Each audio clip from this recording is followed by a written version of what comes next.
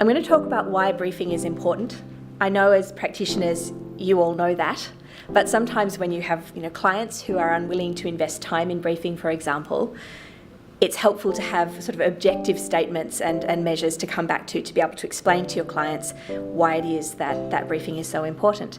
I want to recap what your obligations are, and I'll start with the common law obligations that all architects have, and then I want to talk about the sorts of clauses that we see in consultancy agreements and how your clients sometimes try to raise those obligations in a way that can cause more difficulties for you. Why do you need a good brief? You need it first of all so that you comply with the building code. As you know, the building code contains many provisions that apply differently depending on what kind of building you're designing. The whole point of having a brief is to crystallise what the client wants so that you can deliver it.